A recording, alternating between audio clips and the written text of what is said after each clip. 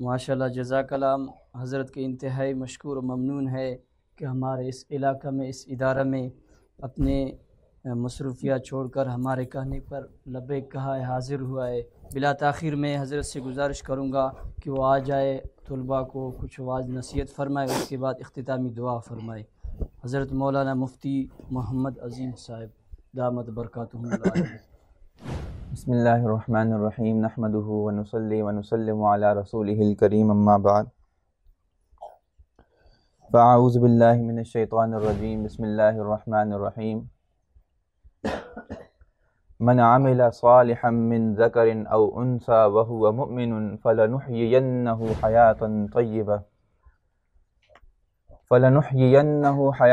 طیبہ ولنجزینہم اجرہم باحسن ما كانوا یعملون او کما قال اللہ سبحانہ وتعالی. میرے بہت ہی عزیزان محترم حضرت مولانا غلام مصطفیٰ صاحب، حضرت مولانا عبدالقیوم نچاری صاحب اور مولانا عبدالرحمن صاحب اور دیگر معاونین، السلام علیکم ورحمۃ اللہ وبرکاتہ. یہ حضرات تو ہمارے سرپرستان ہیں. اصل میری بات کرنے کا مقصد وہ مجھے اپنے بھائیوں اور اپنی بہنوں، طالب علم ساتھیوں سے کرنی ہے. دیکھیں، اللہ تعالیٰ نے اس آیت میں یہ فرمایا ہے کہ تم میں سے جو کوئی بھی مومن ہوگا، چاہے وہ مرد ہوگا چاہے وہ عورت ہوگا، اگر وہ اعمال صالحہ اختیار کرے گا تو ہم اسے ایک بہت ہی پاکیزہ زندگی عطا فرمائیں گے. اللہ تعالیٰ نے مردوں کے ساتھ جو وعدے کیے ہیں وہی وعدے عورتوں کے ساتھ بھی کیے ہیں، اور ماشاءاللہ مجھے یہ دیکھ کے خوشی ہوئی کہ اب الحمدللہ ثم الحمدللہ بلوچستان کے علاقوں میں مردوں کی تعلیم کے ساتھ ساتھ عورتوں کی تعلیم کا بھی بھرپور انتظام ہے. آپ حضرات نے دیکھا ماشاءاللہ بچے نے نعت پڑھی اور بچی نے تلاوت کی. تو الحمدللہ ثم الحمدللہ جتنے بچے یہاں موجود ہیں آج سے تہیہ کر لیں، چند کام انہیں کرنے ہیں. ایک تو یہ کہ دیکھیں، جب ہم علم حاصل کرنے کے لیے آتے ہیں تو 3 باتوں کی رعایت رکھنا بہت ضروری ہے. پہلی ہے اخلاص نیت، کہ ہم جو کام کریں وہ مخلصاً اللہ تعالیٰ کی ذات کے لیے کریں، اپنے ذاتی فائدے اور اپنے ذاتی منفعت کے لیے نہ کریں. ہمارا یہاں پہ پڑھنا پڑھانا، دین کا سیکھنا سکھانا کسی دنیاوی فائدے حاصل کرنے کے لیے نہ ہو، بلکہ ہم یہ کام اللہ تعالیٰ کو راضی رکھنے کے لیے، اللہ کے رسول صلی اللہ علیہ وسلم کے دین کو کامل اور مکمل کرنے کے لیے اور اس کو بیدار رکھنے کے لیے، پورے عالم میں پھیلانے کے لیے، اس لیے ہم علم حاصل کریں. دوسرا ہمارا کام یہاں پر بیٹھ کے یہ ہے کہ ہم اپنے اندر تقوی پیدا کریں، یعنی ہم اپنی زندگی کو قرآن اور حدیث کے مطابق بنائیں. جو احکام اللہ تعالیٰ نے دیے ہیں ہم اس پر عمل کریں، اور جن باتوں سے منع کیا ہے ہم ان سے رک جائیں. ہم اپنے آپ کو گناہوں والی زندگی سے بچائیں. دیکھیں، جو چھوٹے بچے ہوتے ہیں ان کے دل ایسے ہوتے ہیں جیسے کہ بالکل تختہ سیاہ جس پر ابھی تک کچھ نہ لکھا گیا ہو، بالکل صاف شفاف. اگر بچپن سے ہی بچہ اچھے اعمال اور اچھی چیزوں کی پابندی کرتا ہے، گناہوں سے اپنے آپ کو بچاتا ہے، تو وہ بہت کارآمد اور بہت بڑا ولی بزرگ بنتا ہے. یہی وجہ ہے کہ اللہ تعالیٰ کے رسول صلی اللہ علیہ وسلم نے جاگ بجا فرمایا کہ اللہ کو جوانی کی عبادت بہت پسند ہے. جوانی کی عبادت تو وہی کرے گا نا جو بچپن سے سیکھ چکا ہو عبادت کرنا. جو بڑھاپے میں جا کے عبادت کرنا سیکھے یا بڑی عمر میں جا کے عبادت کرنا سیکھے تو وہ کیسے عمل کر سکتا ہے اس کے اوپر. تو دوسری چیز کا آپ نے اہتمام یہ کرنا ہے کہ علم حاصل کرتے وقت تقوی کا بڑا اہتمام کرنا ہے. امام شافعی رحمۃ اللہ علیہ کا بہت مشہور ایک شعر ہے کہ العلم نور من الہی و نور اللہ لا یعطى لآسی، کہ میں نے اپنے استاد شکوت الی وکیع سوء حفظی، اپنے استاد سے، ایک وکیع تھے امام وکیع، ان سے شکایت کری کہ میرا حافظہ بہت کمزور ہے. تو انہوں نے مجھے کہا کہ دیکھو بیٹا، گناہوں کو چھوڑ دو. کیوں؟ اس لیے کہ علم ایک اللہ کا نور ہے، یہ دلوں کے اندر اللہ تعالیٰ اتارتے ہیں، اور اللہ تعالیٰ کسی نافرمان بندے کو اپنا علم عطا نہیں کرتا. تیسرا کام آپ نے یہاں پر رہتے ہوئے کرنا ہے کہ وہ یہ کہ ادب و احترام کا بہت زیادہ اہتمام کرنا ہے. الدین کلہ ادب، ہمارے حضرت مولانا یحییٰ مدنی رحمۃ اللہ علیہ بار بار اس حدیث کو پڑھا کرتے تھے کہ دین تو سراپا ادب کا نام ہے. ادب کے اندر سب سے پہلا ادب اپنے والدین کا ادب، کہ جنہوں نے ہمیں باقاعدہ کھیتی باڑی کے اندر یا دوسرے کام کاج میں نہیں لگایا. وہ چاہتے تو وہاں لگا سکتے تھے، لیکن انہوں نے یہ سوچا کہ یہ آج علم حاصل کریں گے، دنیا میں ترقی کریں گے، اس لیے آپ کو اپنے سارے کام کاج سے فارغ کر کے مدرسے کے حوالے کر دیا. یہ ان کی بہت بڑی قربانی ہے، یہ ان کا بہت بڑا آپ پر احسان ہے. اتنا بڑا احسان ہے کہ ساری زندگی آپ اس کا بدلہ نہیں چکا سکتے. دوسرا ادب آپ نے کرنا ہے اپنے اساتذہ کا، مدرسے والوں کا، اس مدرسے کا، کہ انہوں نے آپ کو یہ چھاؤں میسر کری، آپ کو یہ ماحول میسر کیا، آپ کو یہ ایسا کتابیں دیں، آپ کو بیٹھنے کی جگہ دی، آپ کو پڑھائی کے لیے فکر مند ہوئے، اساتذہ کو یہاں پہ رکھا، آپ کے کھانے پینے کا نظم کیا. تو آپ نے ان کا بہت ادب اور احترام کرنا ہے کہ یہ ہمارے بہت بڑے محسن ہیں. اگر یہ سارے کام یہ حضرات نہ کرتے تو کبھی بھی ہم یہاں بیٹھ کے علم حاصل نہ کرتے.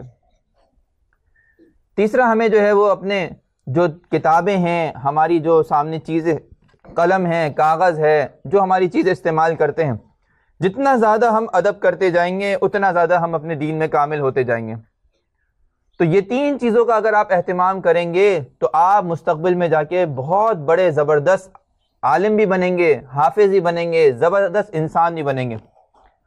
دوسری محنت آپ نے یہ کرنی ہے کہ آپ میں سے کتنے ایسے بچے ہیں جو اردو زبان سمجھتے ہیں اردو زبان صرف سمجھ جاتے ہیں؟ ہاتھ اٹھائیں. ماشاءاللہ. دیکھیں، 3 زبانیں آپ اپنے اوپر لازم کر لیں کہ ہمیں یہ ابھی طالب علمی کے زمانے میں یہ 3 زبانیں لازمی سیکھنی ہیں. سب سے پہلے آپ نے اردو زبان کے اوپر مکمل عبور حاصل کرنا ہے، کیونکہ آپ یہاں سے لے کر کراچی میں جب بڑے مدارس میں جائیں گے، پاکستان میں گھومیں گے، تو جگہ جگہ آپ کو اردو کا ساتھ لینا پڑے گا. اگر اردو میں مہارت نہیں ہوگی تو آپ اپنے گاؤں دیہات سے باہر ہی نہیں نکل سکتے. تو پہلا تو آپ نے یہ طے کر لینا ہے کہ مجھے اردو میں بہت مہارت چاہیے، مجھے اردو لکھنی بھی آنی چاہیے، اردو بولنی بھی آنی چاہیے. آپ کا علمی ذخیرہ سارا کا سارا اردو زبان کے اندر ہے، ساری کتابیں اردو زبان میں ہیں جو عربی سے ٹرانسلیٹ ہوئی ہوئی ہیں، جو آپ نے پڑھنی ہے. تو الحمدللہ اردو نے بہت محنت کی ہے دین کی، علم دین کی. تو آپ یہ فیصلہ کر لیں کہ مجھے اس مدرسے کے اندر اردو زبان کے اوپر بہت زبردست مہارت حاصل کرنی ہے، اس کو لکھنے پر، اس کو بولنے پر، اس کو سمجھنے پر. دوسرا اپنے اوپر لازم کر لیں کہ ہمیں عربی زبان سیکھنی ہے، کیونکہ یہ قرآن، یہ حدیث، جتنے بھی دینی مسائل ہیں، یہ سارے کے سارے اللہ تعالیٰ نے ہمیں رسول عربی کے ذریعے سے دیے. قرآن عربیہ، اللہ تعالیٰ نے فرمایا کہ یہ قرآن عربی زبان کا ہے. تو اگر ہمیں اپنے دین سے اپنا تعلق مضبوط کرنا ہے، دین سے اپنا تعلق جوڑنا ہے، تو ہمیں اس زبان کو بھی آنا ضروری ہے. مڈل ایسٹ دنیا کا ایک بہت بڑا بر اعظم ایشیا کے اوپر کی طرف کا، وہ سارے علاقے ایسے ہیں جو عربی زبان بولنے والے ہیں. اگر آپ چاہتے ہیں کہ اپنے دائرے کو مزید وسیع کریں، آپ کو دنیا کے اندر نکلنا ہے، کام کرنا ہے، تو صرف پاکستان آپ کے اندر راہ میں رکاوٹ نہ بنے. آپ سعودی عرب جائیں، آپ قطر جائیں، آپ عمان جائیں، آپ عرب ممالک میں بھی جائیں، لیکن اس کے لیے ضروری ہے کہ آپ کو کیا آنی چاہیے؟ عربی زبان. آپ کو قرآن و حدیث کے اوپر دسترس جب تک نہیں آئے گا جب تک آپ عربی زبان میں مہارت حاصل نہیں کریں گے. اور تیسری چیز جو بچے نے ماشاءاللہ انگلش میں تقریر کی، دل خوش ہو گیا دیکھ کے کہ یہ چیز ایسی تھی کہ واقعی اب تک اس سے غفلت تھی. اگر آپ چاہتے ہیں کہ پورے عالم کے اندر دین کی خدمت کریں، پورے عالم کے اندر جو ہے اسلام کا نام روشن کریں، تو آپ کو اس تیسری زبان انگریزی کی بھی بہت ضرورت ہے. زبان ساری اللہ کی ہے، کوئی بھی زبان شیطان کی نہیں ہے. اللہ تعالیٰ نے خود فرمایا وَجَعَلْنَاكُمْ شُعُوبًا وَقَبَائِلَ لِتَعَارَفُوا. یہ مختلف زبانیں ہم نے دی ہیں.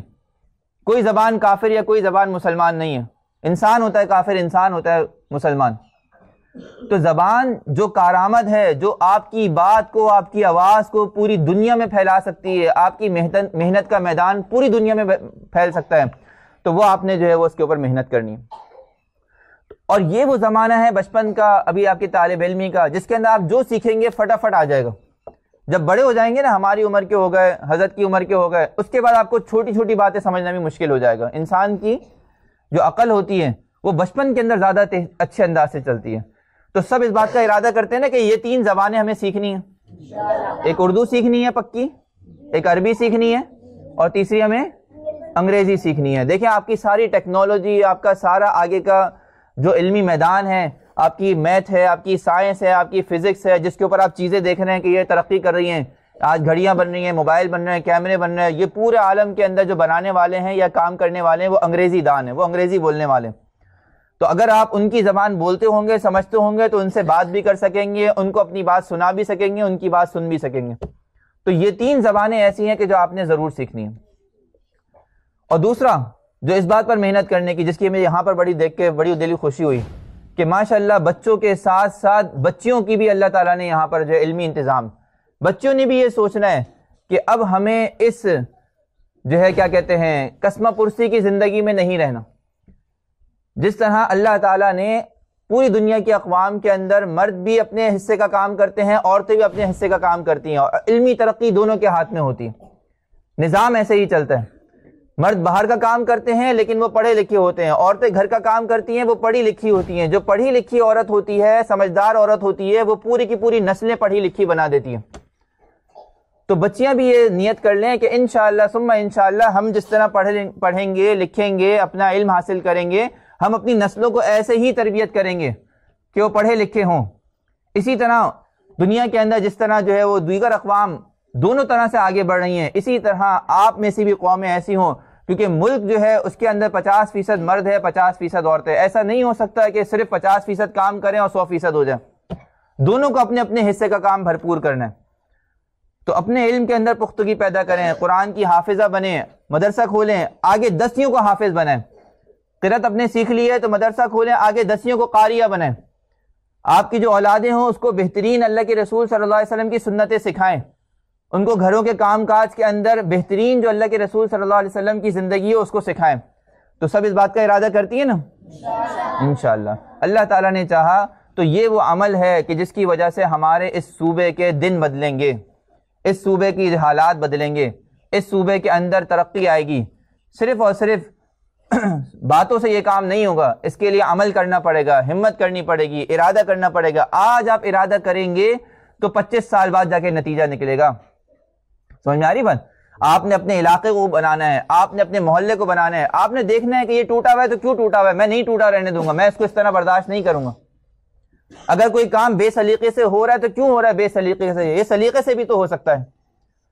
اگر یہ کام جو ہے مثال کے طور پہ اچھے طریقے سے ہو سکتا ہے تو میں کیا بہتر سے بہتر انداز اختیار کر سکتا ہوں کہ وہ کام کرے۔ ماشاءاللہ دیکھیں آپ کے مولانا عبدالرحمان صاحب نے آپ کے لیے کمپیوٹرز کا بھی انتظام کیا، آپ سیکھیں اس کو، آپ اس کے ذریعے سے پورے عالم میں کام کر سکتے ہیں، پورے عالم کے اندر۔ اب میرا یہاں پر آنا صرف اور صرف اسی کے ذریعے سے، ورنہ نہ میں مولانا عبدالرحمان صاحب کو جانتا نہ مولانا عبدالرحمان صاحب مجھے جانتے، لیکن اللہ تعالیٰ نے اسی کے ذریعے سے علمی ترقی، آج کل کتابیں ساری اس کے اندر آ رہی ہیں، دیگر علوم سارے اس کے اندر آ رہے ہیں، لوگ اس کے اندر آگے بڑھتے ہیں، دنیا کے سارے کام اسی کے ذریعے سے ہو رہے ہیں۔ دنیا میں وہ قومیں ترقی کر رہی ہیں جو ٹیکنالوجی میں آگے ہیں۔ چائنا میں چلے جائیں، چائنا کے گاؤں دیہات بھی دیکھیں گے آپ کو بہترین مشینری کے ساتھ نظر آئیں گے۔ کیوں؟ پڑھا لکھا مشینریاں بنائیں۔ یہ نہیں کہ بھئی ہمارے 500 سال سے دادا اسی طرح کھیتی باڑی کر رہے تھے تو ہم بھی ایسے ہی کریں گے پردادا کی طرح، نہیں۔ اگر وہ اس طرح کر رہے تھے اور 200 کلو گندم نکالتے تھے، میں نیا طریقہ ایجاد کروں گا، میں 2000 کلو نکال کے دکھاؤں گا۔ سمجھ میں آ رہی بات؟ ایسی ایسی مشینری آپ تیار کریں، ایسے ایسے چیزیں آپ تیار کریں، ٹیکنالوجی کے اندر آگے بڑھیں، علم میں آگے بڑھیں، لوگوں کی زندگیاں آسان بنیں۔ اب دیکھیں جتنی بھی ہمارے پاس کار ہے، ہماری زندگی آسان بنی نا۔ ہم سالوں میں سفر کیا کرتے تھے، یہاں سے مثال کے طور پہ حرم جا رہے ہیں، مکہ جا رہے ہیں، 6 مہینے سفر کر رہے ہیں، ایک کار بنا دی، زندگی آسان ہو گئی، آسانی سے جو ہے وہ مثال کے طور پہ 10-12 دن میں پہنچ جاتے تھے۔ اس پہ رکے نہیں، پھر ٹرین بنا دی کہ بھائی اس سے مزید تیز بھی ہم سفر کر سکتے ہیں، وہ 3-4 دن میں پہنچاتی تھی۔ ہوائی جہاز بنا دیا اس کے بعد کہ بھئی اس پہ سفر نہیں کرنا، اور زندگی آسان بنانی ہے اور بہتر انداز سے۔ آج پوری دنیا ہوائی جہاز پہ سفر کرتی ہے نہیں کرتی؟ اگر یہ گورے اور یہ اپنے انگریز اپنے ملکوں میں سوچ کے بیٹھ جاتا ہے کہ بس ٹھیک ہے ہمارے 500 سال پہلے جس طرح سفر ہوتے تھے تو ہمارے اندر اور جانوروں میں کوئی فرق نہیں رہ جائے گا۔ آدم علیہ السلام کے زمانے میں جس طرح جانور تھے نا، ان کے گھر بار نہیں ہوتے تھے، ان کے واش روم نہیں ہوتے تھے، ان کے لیے کوئی سواریاں نہیں ہوتی تھی، وہ جس طرح چاہتے تھے جہاں چاہتے تھے حق دیا کرتے تھے، پیشاب کر دیا کرتے تھے، روڈوں پہ چلتے تھے۔ آج بھی ان کی زندگی ویسے ہی ہے، لیکن کیا انسان ایسا رہ سکتا ہے؟ نہیں۔ انسان کے اندر کیا رکھا ہے اللہ تعالیٰ نے؟ ترقی کا مادہ، کہ انسان کبھی ایک حالت پہ نہیں رہ سکتا، انسان ہمیشہ ترقی کرے گا۔ تو آپ بھی ارادہ کریں کہ آپ یہ نہ سوچیں میں چھوٹا بچہ ہوں، میں کیا کر سکتا ہوں۔ آپ بہت کچھ کر سکتے ہیں، آپ اس قوم کی تقدیر بدل سکتے ہیں، آپ اگر ہمت کر لیں، آپ اگر اپنے حوصلے کو آج سامنے کام میں لے آئے، آپ یہ عزم کر لیں کہ مجھے بڑے ہو کے فلاں فلاں بڑے کارنامے کرنے ہیں، اللہ تعالیٰ آپ کے ہاتھ سے وہ کارنامے لیں گے، دنیا کی کوئی طاقت نہیں روک سکتی۔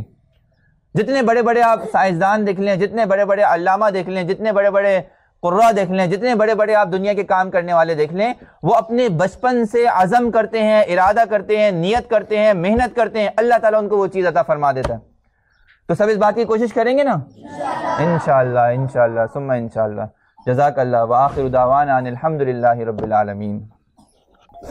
الحمدللہ رب العالمین والصلاة والسلام علی سید الرسول وخاتم الانبیاء والمرسلین وعلی آلہ واصحابہ اجمعین۔ اللہم انت السلام ومنک السلام، تبارک ربنا وتعالیت یا ذا الجلال والاکرام۔ سمعنا واطعنا غفرانک ربنا والیک المصیر۔ لا الہ الا اللہ الحلیم الکریم، سبحان اللہ رب العرش العظیم، الحمدللہ رب العالمین۔ نسألک موجبات رحمتک وعزائم مغفرتک والغنیمة من كل بر والسلامة من كل إثم، لا تدع لنا ذنبا إلا غفرته۔